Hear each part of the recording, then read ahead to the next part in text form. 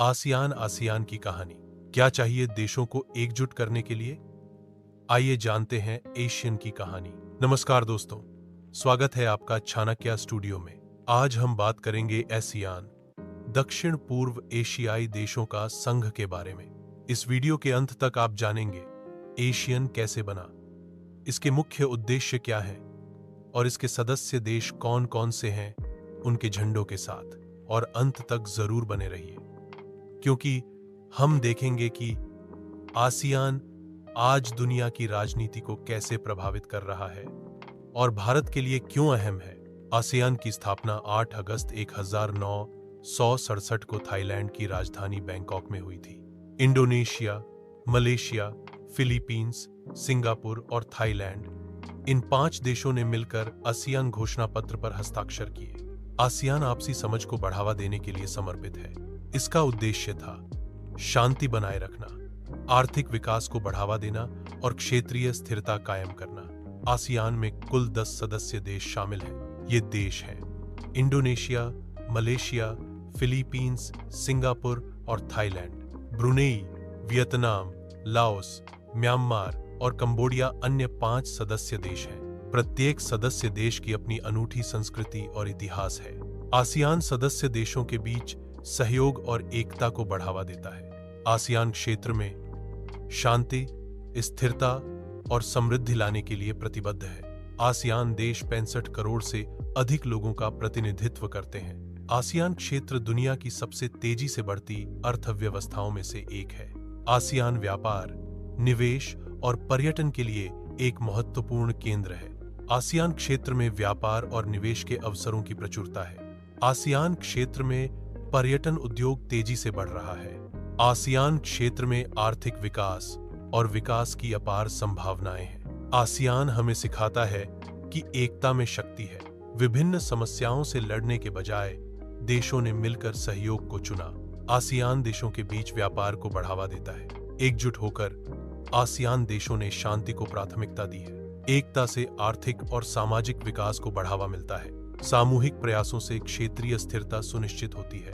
हमारे जीवन में भी वही सिद्धांत लागू होता है। जब लोग एकजुट होकर काम करते हैं तो वे बड़ी उपलब्धियां हासिल कर सकते हैं। एकता से संगठन और व्यक्तियों को सामूहिक लक्ष्यों को प्राप्त करने में मदद मिलती है। एकजुटता से संसाधनों का बेहतर उपयोग होता है और प्रयासों का दोहराव कम होता है। आसियान के इतिहास में सबसे महत्वपूर्ण मोड़ 2008 में आसियान चार्टर पर हस्ताक्षर करना था।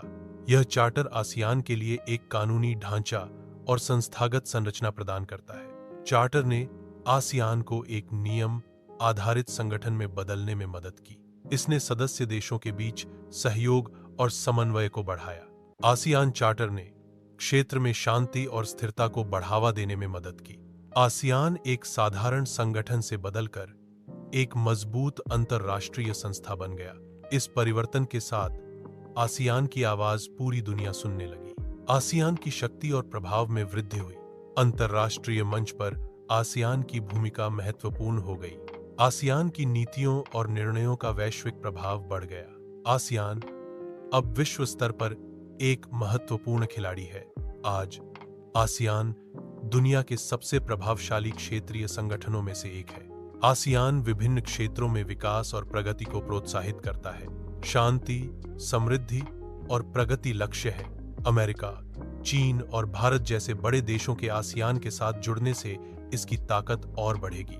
आसियान में बड़े देशों की भागीदारी से वैश्विक सहयोग और आर्थिक विकास को बढ़ावा मिलेगा।